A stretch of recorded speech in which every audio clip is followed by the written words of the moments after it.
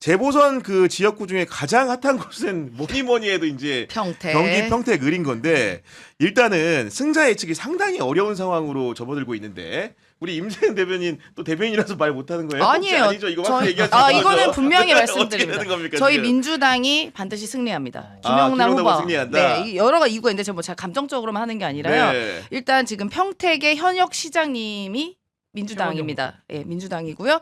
그리고 지금 수많은 시구연 후보들이 함께 열심히 본인 선거처럼 뛰고 있습니다. 저희는 시의원, 구의원, 도의원 다 민주당이 후보를 냈기 때문에 그분들이 자기 일처럼 김용남 후보의 선거도 함께 하고 있고요. 그리고 그 옆 동네인 김현정 의원, 홍기현 의원 저희 다 민주당 후보들이에요. 아 그렇죠. 예. 네. 그러니까 그런 네트워크를 무시할 수가 없고 결국 그 저희의 그 힘이 하나로 뭉쳐지고 또 당에서도 전폭적인 지원을 하고 있거든요. 그러면 또 김용남 후보가 어렵지 않게 저희는 승리할 거라고 믿고 있습니다. 그리고 많은 분들이 응원해주고 계시고. 민주당 지도부 같은 경우에는 오늘 이제 평택을 선거에 대해 가지고 국민의힘 후보가 가면 갈수록 이렇게 상승이 되는 분위기이기 때문에 이건 2파전이 아니라 3파전으로 될 가능성이 높다고 본다 이렇게 말했고 결국은 3파전이기 때문에 다른 후보를 선택하면은 국민의힘이 이긴다. 그런 논리로서 이제 김용남을 선택해야 그 민주당 후보가 될 것이다 이런 얘기를 한 것으로 보이는 거거든요 지금. 그러니까 이제 조국 후보로 이행시를 해보면 조국을 찍으면 국민의힘이 된다. 그 논리거든요. 이거 갑자기 개발한 거예요 지금? 아니 갑자기 네. 개발한 게 아니라 그런 얘기가 돌아다녀요. 네. 그러니까 조국을 찍으면 국민의힘이 된다.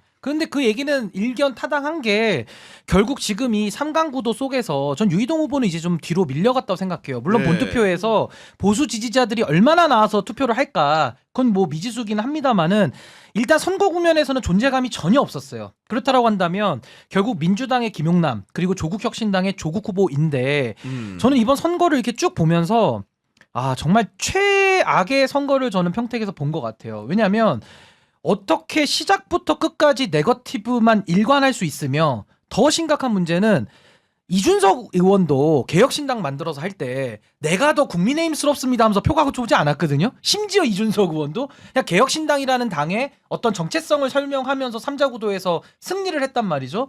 근데 이번에 조국 후보는 아니 본인이 조국혁신당 후보면은 조국혁신당이 어떤 정치를 위해서 만든 당이고 뭐 과거에는 창당도 했고 합당하자 그럴 때 늘 거부하셨던 분이니까 본인들의 자강의 길을 지금까지 설명해온 내용들을 설명해서 표를 받아갈 생각을 해야지 이게 정당한 건데 그건 설명 하나도 없고 저 후보 1번 후보는 영입된 후보니까 우리 당 사람이 아니에요 라면서 본인을 민주당으로 일체화시키는 전략을 쓰는 거예요. 근데 이거는 정당 정치의 근간을 무너뜨리는 거거든요. 그래서 저는 이런 식의 네거티브와 정체성 시비로 선거를 가득 채웠다라는 것은 조국 후보가 전 이길지 질지는 모르겠어요. 근데 이겨도 잘 이겨야 되고 저도 잘 져야 되거든요. 아까 제가 진보당도 이야기하지 않았습니까? 잘 지면 다음이라도 있어요. 근데 전 이번에 조국 후보는 이건 이길 수도 없는 캠페인이지만 저도 이건 잘 져야 되는데 잘 지지 못했다. 그리고 제가 하나만 말씀드리면 유시민 선생님께서 뭐 DJ, 노무현, 문재인, 이재명으로 이어진다라는 그 연속성을 강조를 하면서 굉장히 그 민주당스러움을 이야기를 하셨는데 저는 그분께 한번 여쭙고 싶은 게 아니 그러면 본인이 저보다 훨씬 더 젊은 나이로 제가 기억하는데 네. DJ 대통령 현역일 때 DJ 하야를 외쳤던 분이거든요. 그럼 DJ 대통령 그때는 하야를 왜 외쳤습니까?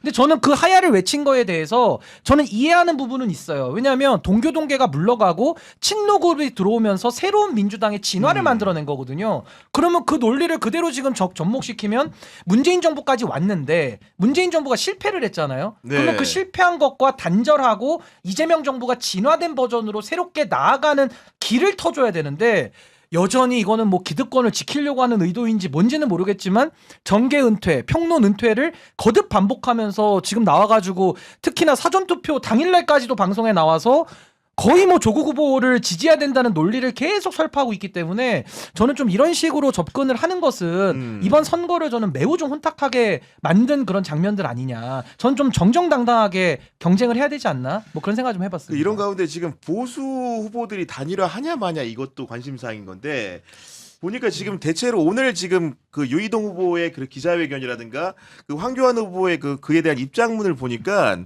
그 쉽지 않은 것 같고 왜냐하면 지금 시한 자체가 지금 자정까지로 이제 보이는 건데 현실적으로는 어려워요. 보시기에 좀 어떻게 보십니까? 제가 보기에는 그냥 제가 초반에 이제 이 프로그램에 취재한 내용을 말씀드린 적이 있었는데 애매한 오자 구도가 끝까지 간다. 끝까지 갈 것이다. 네. 근데 이제 그 예측이 맞아 떨어진 거고요. 평택을이 가장 그 한국 정치에서 보이지 말아야 되는 그런 상황을 만들었다고 생각합니다. 그 보수보다 진보 민주진보 쪽이 더 했어요. 생체이가 많이 예. 났다. 네. 차라리 저는 부정선거 이런 게 막 할 줄 알았더니 오히려 거기는 그냥 조용조용하고 이쪽이 오히려 그 마타도와 네거티브가 좀 극단적 상황이어서 심지어 어제 보니까 뭐 사이코패스 뭐 이런 얘기도 나오고 또 막 그러던데 오물이란 단어도 오물이란 오물이란 단어야. 단어도 뭐 오가고. 이렇게 하던데 네. 제가 말씀드렸잖아요. 선거 이제 시작하면 피철철 어떻게 하려고 그러냐. 진짜 피가 철철 흐르게 되는 거고 이후에 어떻게 할 거냐가 저는 더 걱정이에요. 그러니까 저는 이렇게 판을 짠 게 저는 좀 문제라고 생각이 좀 되고 어떻게 하려고 할지 아까도 말씀드렸지만 사전에 좀 논의를 했었으면 어땠을까라는 생각이 좀 들고 이 상체기는 상당히 오래 갈 거다라는 생각이 좀 들어서 지금 뭐 각자 이제 응원하시는 분들 아마 전 댓글 안 봅니다. 네. 댓글에 어마어마하게 달릴 것 같은데 저는 사실 기자이기 때문에 이편 저편이 없어요. 왜 취재하면 안 되는 거죠. 예. 제가 이게 노트 기자는. 이게 갖고 네. 다니잖아요. 취재 수첩.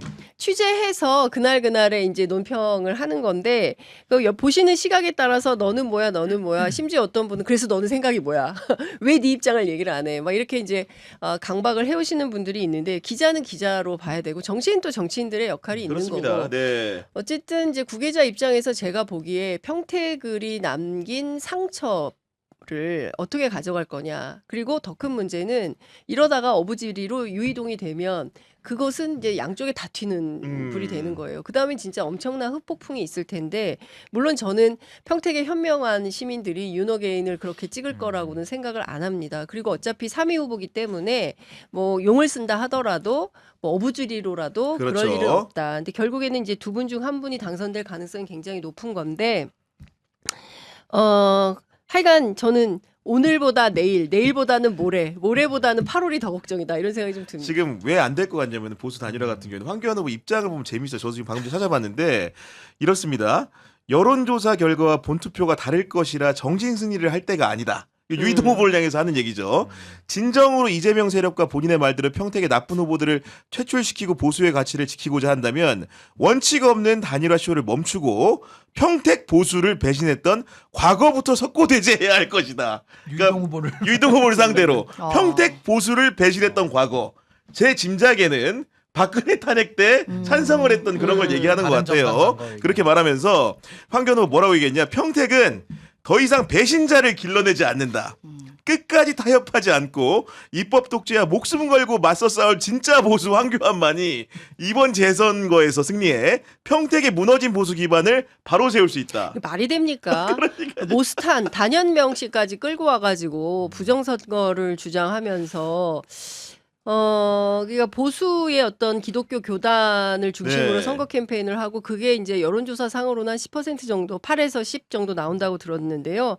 실제 저는 유효 투표가 그렇게 많을 거라고 생각하지 않아요. 그러니까 뭐 많이 나와봐야 뭐 그 5% 이내라고 생각을 네. 하고 이제 그런 측면에서 보면 이제 3선을 그 지역에서 하고 고향이고 뭐 이런 유이동 후보가 너무 인기가 없는 거죠. 근데 그런 평가가 왜 그러냐? 실제로 유이동 후보가 한 게 별로 없다는 거예요. 그래서 지역 유권자들 사이에서는 평가가 매우 안 좋고 그래서 결국에는 선택은 너무 뻔한 건데 둘 중 하나다. 그렇습니다. 네. 그래서 이제 누가 될지 저도 지켜보도록 아니, 하겠습니다. 그래서 저는 이게 참 아쉬운 게 조국혁신당이 만약에 제가 거기서 전략을 조언을 드리는 입장이었다면 아니, 사회권 선진국이라는 단어 우리가 오래전부터 들어봤잖아요. 그럼 그게 도대체 어떤 내용인지를 설명하고. 알릴 수 있는 너무 좋은 기회예요. 그리고 알리면서 만약에 유권자들이 평가할 때 이재명 정부의 성공을 위해서 저런 노선도 필요하겠다. 그러면 표를 주는 거예요. 단 한 석이라도 존재의 가치가 있다는 게 증명이 되면 표를 가져가는 건데 또 김용남 후보는 보수 출신이고 또 이재명 정부의 중도 보수 확장과 이게 어떻게 융화되는지를 국민들은 알고 싶거든요. 그렇게 하면서 두 툴 중에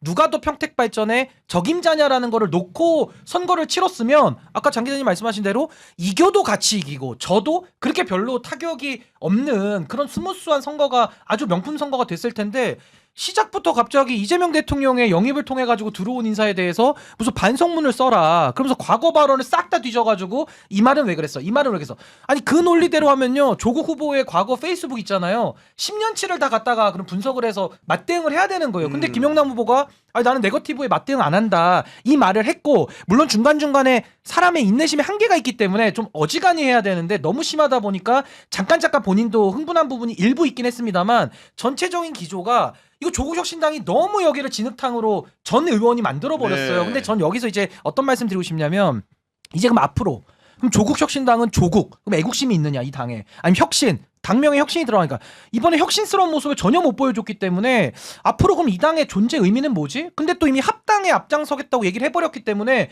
이 당의 존재 가치는 이번에 이제 다 없어져 버린 거예요. 근데 합당이 또 잘 될 것 같지는 않거든요. 지금 뭐 박균택 의원이나 김승원 의원도 공개 발언으로 뭐 합당 이제 거의 없다는 식으로 얘기를 하고 계시기 때문에 이거 합당도 되게 어려워지고 했기 때문에 약간 조국혁신당이 좀 붕 떠버린 부분이 있다. 그리고 진보당은 이번에 너무 올바른 그 좀 페어하면서도 본인들의 가치관을 지키면서 저도 잘 졌기 때문에 아마 조국혁신당이 갈 수 있었던 그 위치 선정을 아마 진보당이 또 선점하는 효과가 있지 않을까. 그러니까 이런 부분은 정말 조국혁신당이 누구를 위한 선거를 이번에 이렇게 치른 것이냐. 아마 좀 선거 마무리되면 한번 이건 좀 집단적으로 좀 분석을 해보실 필요가 분명히 그리고 있다. 신인기 대표 같은 경우는 평택을 다녀온 걸로 알고 있는데 저 2번 갔다 가서 왔습니다. 본 분위기는 좀 어떤 거예요, 솔직하게? 아니 근데 가보니까 저는 뭐 조국 후보 쪽은 제가 잘 모르겠는데 뭐 이렇게 화면으로 보고 하면 인기가 확실히 있으세요. 조국 후보도? 인지도가 네. 있으니까 확실히 인기도 있으신 건 맞는데 인기만 가지고 사실 뭐 투표 결과가 좌우되는 건 아니란 생각이 들고 김영남 후보님은 아무래도 인지도는 뭐 조국 후보에 비해서는 떨어지는 건 현실인 거고 근데 다만 이제 제가 갔을 때는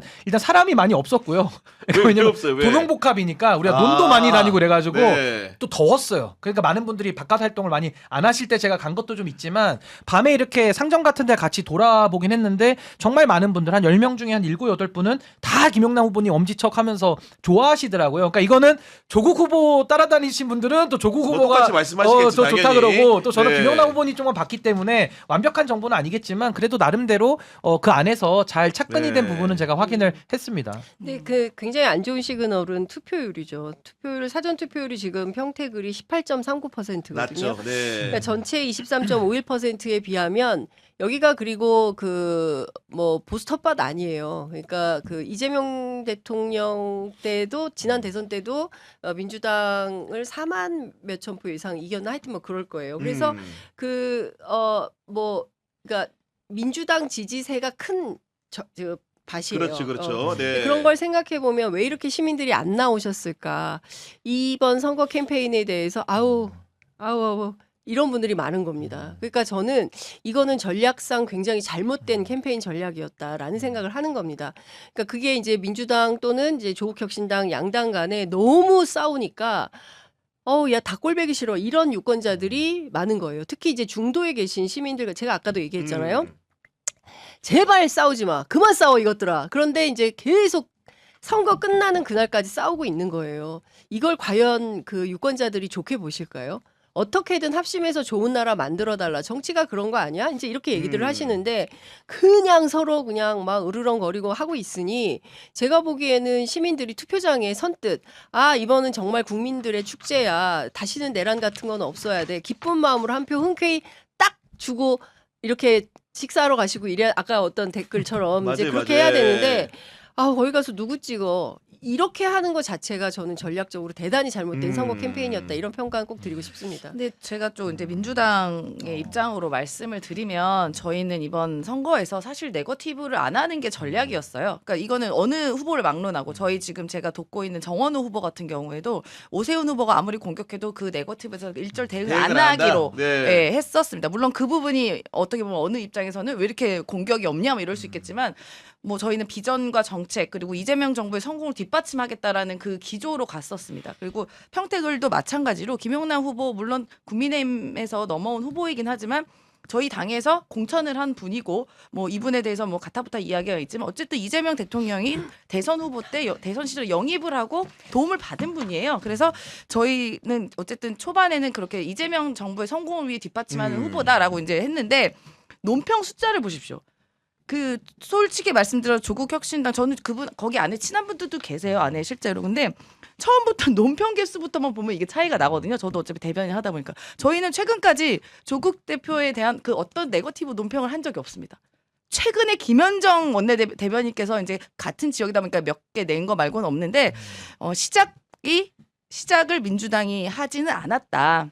라는 말씀드리고 뭐 가급적 저희도 이제 민주당 차원에서도 김용남 후보에게도 네. 가급적이면 이제 네거티브적인 대응은 하지 말고 평택의 발전과 이재명 정부 성공을 어떻게 할 것인가에 비전을 좀 승부해 달라라고 요구를 하고는 있습니다. 네. 그러니까 뭐 선후관계 측면에서 봤을 때 이런 설명을 해주신 거 아니겠습니까? 아니, 그러니까 저는 네. 제가 민주당원이 아니기 때문에 저는 객관적인 입장에서만 놓고 보면 상황을 놓고 보면 일방적으로 조국혁신당이 마타도를 했죠. 물론 그 안에는 검증으로 볼 수 있는 부분도 일부 있기는 합니다만은 검증을 하더라도 뭐 항상 우당이라는 얘기를 조국 후보가 입에 좀 달고 사시는데 네. 우당의 멤버를 갖다가 검증하는데 오물이라는 단어가 왜 나옵니까? 그러니까 이거는 본인들의 말과 행동이 좀 불일치한다라는 걸 이번에 적나라하게 보여줬기 때문에 아무리 정치가 경쟁이고 서로에 대한 어떤 권력 투쟁적 요소가 있기는 합니다만 그래도 최소한의 민주주의를 같이 읽어가는 어떤 동지애로서의 선이 있는 건데 이번에 조국 혁신당은 그걸 완전히 넘어버렸기 때문에 굉장히 조급해 보이고 본인들이 이번에 조국 후보를 반드시 국회에 넣어야겠다라는 그 욕심이 너무 많이 보였어요. 근데 그게 이제 좋은 결과로 이어지면 참 좋겠는데 제가 볼 때는 우리 현명하신 국민들께서 그 과정을 다 보시거든요. 그러니까 이걸 가지고 둘이 싸웠다. 이렇게 이야기하기에는 정말 김용남 후보가 너무 많이 당해서 그런 동정 여론이 불 만큼 굉장히 민주당이 그래도 이번에는 좀 침착한 대응을 저는 네. 보여줬다고 생각합니다. 그러면 우리 신인규 대표 같은 경우에는 우리 평택을 선거구에서는 김용남 후보의 당선 가능성을 높게 점치는 거고 그렇다고 한다면 2, 3등 싸움이 있는 건데 2등은 누가 될 거라고 예측하십니까? 저는 2등도 유이동 후보가 저는 할 가능성도 있다고 봐요. 왜냐하면 조국 후보가 지금 저는 한번 진짜 열어보고 싶거든요. 그러니까 정말 민주당의 표를 야금야금 가져오는 전략을 이번에 쓴 건데 이건 정당 정치의 원칙에도 맞지 않고 그동안에 조국 후보가 했던 발언을 스스로 뒤집는 발언이에요. 그러니까 여기에 대해서 뭐 조국 후보가 가진 어떤 인기나 어떤 인지도나 스타성을 가지고 얼마만큼 뺏어올 수 있는지가 저는 관건이라고 저는 보는 건데 저는 정말 궁금합니다. 그래서 어느 정도 그 소구가 네. 되는지 궁금하고 의외로 저는 유이동 후보가 막판 뒷심도 그 평택에서 오래 많이 된다고 정치를 한다면, 하신 분이니까 네. 그 부분도 무시할 수는 없다. 근데 1등은 민주당의 김용남 후보가 할 것 같다라는 게 저의 분석입니다. 네. 제가 보기에는 뭐 1등도 1등이지만은 이 1, 2, 3등 순위가 어떻게 정해지냐에 따라 가지고 뭐 정당 재편이라든가 혹은 향후의 정치 지형 같은 것들이 크게 바뀔 수 있기 때문에 그 순위가 굉장히 중요해 보인다. 그런 차원에서 우리 신인규 대표한테 여쭤봤다는 말씀을 좀 하나만 드리고 더 추가하면 네. 진보당도 이게 밴드웨건 효과 때문에 김재현 후보가 끝까지 가기는 합니다만은 그 표도 아마 좀 이동할 가능성은 일부 있어요. 그럼 그분들이 조국 혁신당에 갈까, 민주당에 갈까? 그건 이제 그동안의 관계를 맺어온 부분을 놓고 본다면 아마 민주당이 흡수할 가능성도 전 또 높아 보인다고 봅니다. 네, 알겠습니다. 저는 네. 일단 이번 선거가 어쨌든 이재명 정부 들어서 치르는 첫 선거잖아요. 그 와중에 이제 미니 총선이라 불리는 재보궐 선거가 있는 것이고요. 근데 저희 이제 이번 지방 정부를 만들 때도 이재명 정부의 국정 운영을 튼튼히 만들 지방 정부를 구성하는 것도 있고요. 그리고 또 이제 국회 구성도 지금 이제 사실 이번 재보궐 나온 데가 거의 다 민주당 의원이었던 곳에서 재보궐 나왔습니다. 맞아요. 예. 후보가 됐기 때문에. 근데 그 숫자를 다른 당에 주면 안 되지 않겠습니까? 맞아요. 네, 그걸 뒷받침해줘야 된다고 생각하고요. 네, 이제 그런 걸 염두에 봤을 때 민주당 후보 뒤에는 누가 보이냐? 이재명 대통령이 보입니다. 그리고 민주당 후보만이 유일하게 이재명 대통령 사진을 들고 다닐 수가 있어요. 아, 네. 근데 조국 혁신당도 들고 다니던데 이재명 대통령 얼굴을 많이 얘기를 하던데 그거 왜 그럽니까?